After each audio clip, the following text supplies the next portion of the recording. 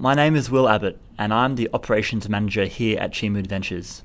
We've been selling the broad majority of ships to Antarctica for over 15 years and can give you the pros and cons of each ship. We know that choosing can be confusing, so here is a quick guide to help you find that trip of a lifetime.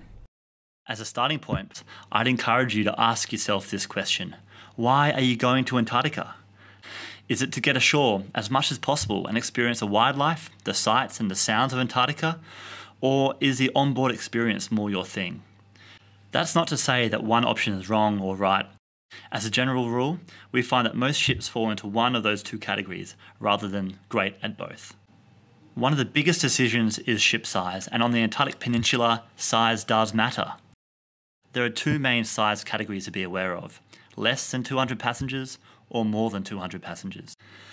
Our recommendation is small expedition vessels with less than 200 guests, because all guests can take part in excursions at multiple locations throughout the day.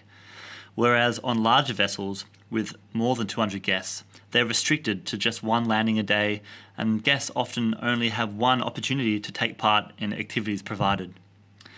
We find that smaller vessels are better because they can access hard-to-reach places on the peninsula, whereas the large ships are not permitted to go. We also find small ships often encourage a more intimate, immersive experience.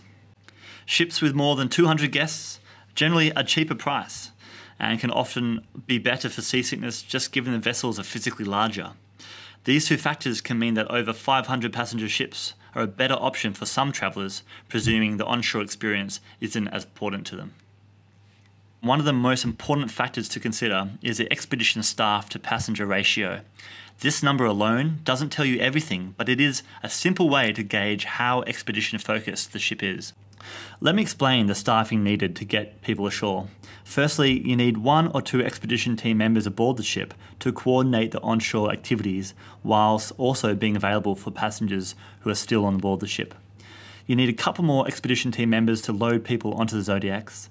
Then you need potentially 4 to 6 Zodiac drivers depending on the distance and activities being undertaken.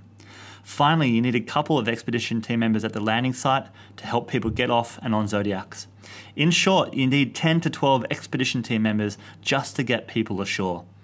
If you only have 15 expedition staff, then that means you only have a handful of guides to walk around with passengers, to do other activities and just generally help explain and interpret the surrounds to people. Whereas, say, a ship with 25 expedition staff will have 13 or 15 expedition staff to do these things. That's when ships can start doing more: kayaking, longer walks, snowshoeing, dedicated photography groups.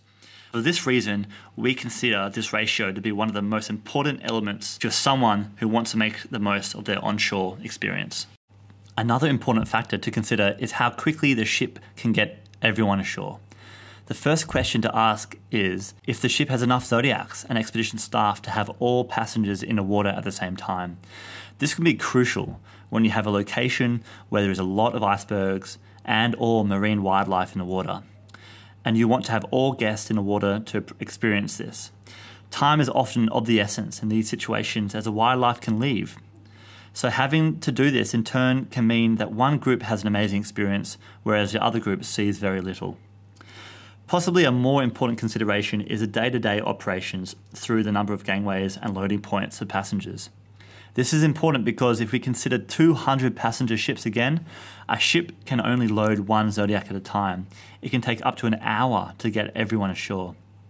Other 200 passenger ships have 4 Zodiac landing points and can get everybody ashore in just over 20 minutes. Obviously, the faster the operation, the better. Deck space really is quite an important consideration. You may be surprised to know that a lot of the wildlife you see is actually while you're traveling between locations. One of the most important factors to consider is if there is an area where you can simply get a 360-degree vantage point around the ship. Generally, this takes the shape of a top deck area. This is important because if you're on the side of the ship and there is an announcement of wildlife on the other side, then you want to be able to get there quickly and easily. It may seem relatively simple, but many ships don't have this capability. Okay folks, that's all from me. I hope that you've found all this information useful. If any of these features really strike home as being important, then please get in contact with us, and one of our experienced Antarctic specialists will be happy to help with ship suggestions or to help you meet your needs and find that trip of a lifetime.